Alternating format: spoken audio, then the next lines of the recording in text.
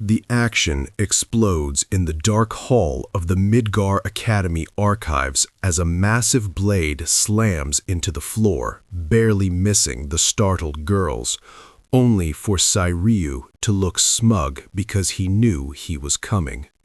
The dust settles to reveal Shadow rising like a boss, prompting the head librarian to geek out over facing the legend personally, while Alexia and Claire realize their teacher is definitely cult material. Shadow immediately makes it weird by accusing Sairyuu of having disgusting interests involving his abusive sister and the dog-treating princess, which the librarian hilariously misinterprets as Shadow seeing through his deepest dark secrets. Sairyuu embraces the cringe, deciding a shameful death is worth it if he gets to throw hands with Shadow Garden, smiling like a maniac as he prepares to charge. He screams that there is no greater honor and swings with everything he has, colliding with Shadow's slime katana in a blinding spark that leaves the royal spectator stunned.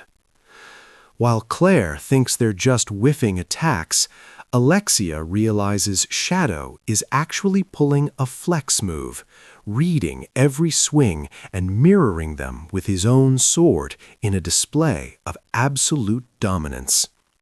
Sairyuu admits he's met his match and finds deliverance in the duel, but his monologue is cut short when Shadow's superior blade shatters the librarian's weapon into sparkling dust. Blood sprays as the librarian accepts his fitting end, but Shadow shuts down the self-pity by declaring that was a great battle, validating the old man's existence with ultimate respect. The Master of Shadows sheathes his blade and calls it a day, leaving the girls on the platform to process the beauty of the violence they just witnessed.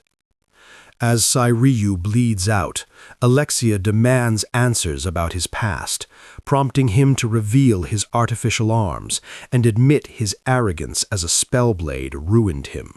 He drops the lore bomb that Fenrir isn't a fairy tale but a real monster who chopped off his arms and pushed him to the dark side after the church failed him.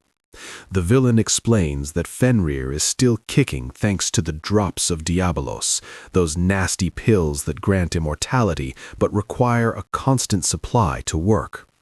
Because the cell harvesting is failing, the cult is rushing the resurrection to take over the world, though Sairyuu admits he only played along because they took his wife hostage.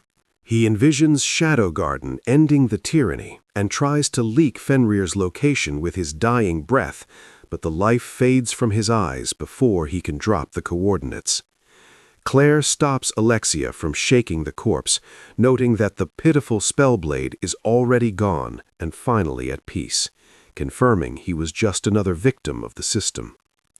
Meanwhile, deep in the sanctuary laboratory, Zeta checks the magic harvest with her hooded squad, noting it's not enough to break the seal yet, while correcting a subordinate on proper address protocol.